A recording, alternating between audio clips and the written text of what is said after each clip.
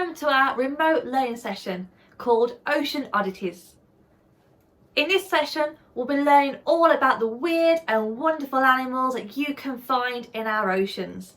After all, the oceans cover 70% of our Earth's surface. There are so many animals in there compared to on land, so there's lots and lots to choose from. Now, we're only going to focus on 5 today because we only have a short amount of time. But at the end, you can feel free to do some research and look at the other wonderful animals living in our oceans. Now, the oceans are so important for all life on Earth.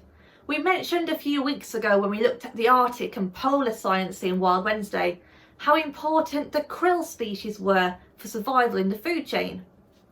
If you haven't watched it, krill are very small animals, very, very small. They're like little shrimps, and they form the basis of the food web for most life in the Arctic and most life in our oceans. They're almost the world's most important species, and we call them a keystone species. Now, keystone just means an animal of significant importance. They're the keystone to that environment, and that means that without them, the environment and the ecological systems would fail.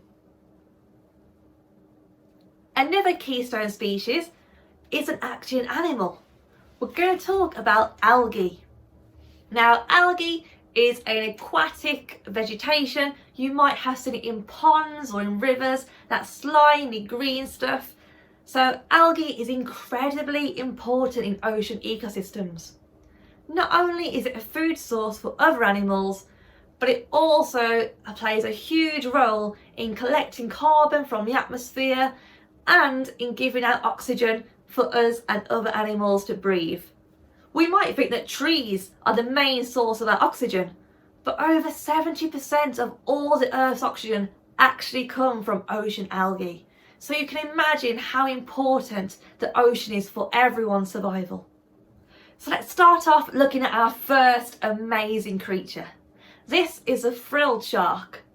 Now, it might look like something out of Jurassic Park or Jurassic World, but it is a real animal in our oceans.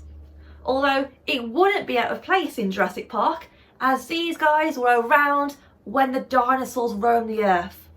Now, they're very rare to see, and this one was found in Japan in 2007 in shallow waters.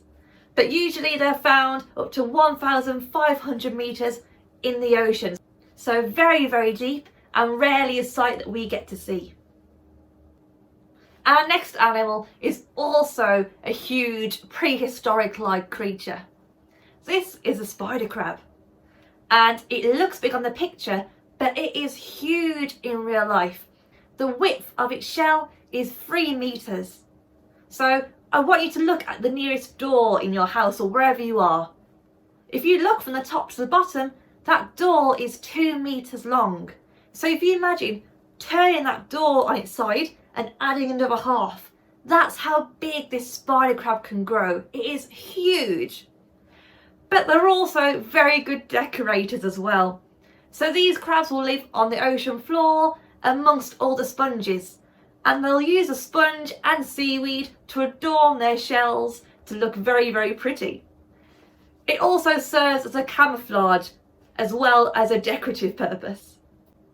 As we know, the ocean is so deep in places, and when it gets deep, the sunlight can't penetrate through the surface, which makes it a very dark and dingy place.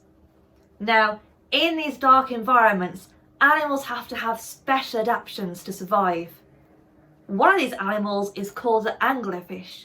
Now, there's over 300 species of anglerfish, and they range from the Atlantic Ocean into the Antarctic Oceans.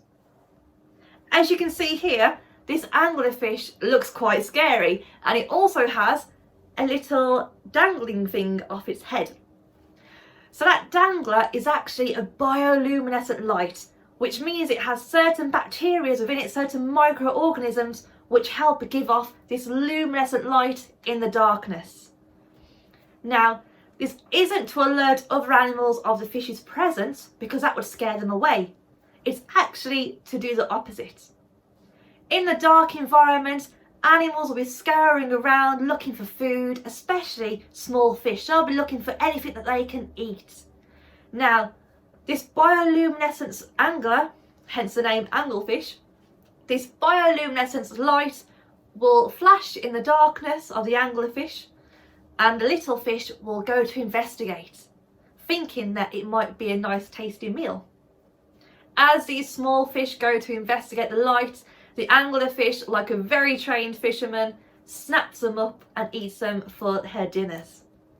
Now, it's estimated that over 90% of deep sea creatures can create this bioluminescence. But there's one animal that stands out in particular. It's a type of plankton called Tomopteris plankton. Now, what's special is that it's the only animal known to create bioluminescence in the colour yellow. And when it gets frightened, it sends sparks of this yellow luminescence into the ocean to ward away any predators. Just like the deep sea animals have this crazy bioluminescence, we also get really colourful animals in shallower waters. One of my favourite colourful animals is a blue ringed octopus, and it's only about 20 centimetres long, so quite small. Now, what makes this animal fantastic is how deadly it is. So it's found in Australia in shallow pools like rock pools, and its venom is so strong a tiny bite can kill a grown man. And what's really clever is that its bite is painless, so you don't even know you've been bitten until it's too late. It has a neurotoxin in it, like a venom, which slows the heart rate down and causes sickness and ultimately muscle paralysis. There is no known antidote, so the only way to save your life if you've been bitten is if you get help breathing straight away. By the time you realise that you've been bitten, it's usually too late. And that is a stark reminder about how important it is to respect all our wildlife.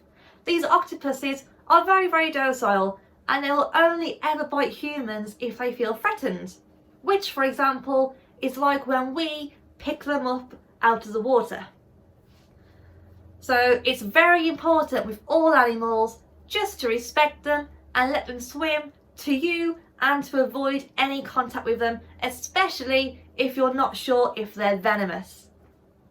A good way to tell if an animal is dangerous is by its colour. So like the blue ringed octopus, you can tell it has those really vibrant blues and yellows, and colours like red as well and orange. These bright colours usually signal danger, and danger in the animal world usually means venom or poison. Remember, if an animal is venomous, that means the toxins go into your body via the animal biting you. If an animal is poisonous, the toxins go into the body by ingestion, so through your mouth if you eat it, for example. So they were just a few handfuls of the amazing creatures that we can find in our oceans. But as we've already known from previous episodes, our Earth is unfortunately under attack due to human influences such as pollution and plastic waste and climate change. So on our Twitter, in the next few tweets, we're going to be discussing why oceans are in danger and what we can do to save them. So stay tuned, and we hope you enjoyed this learning session.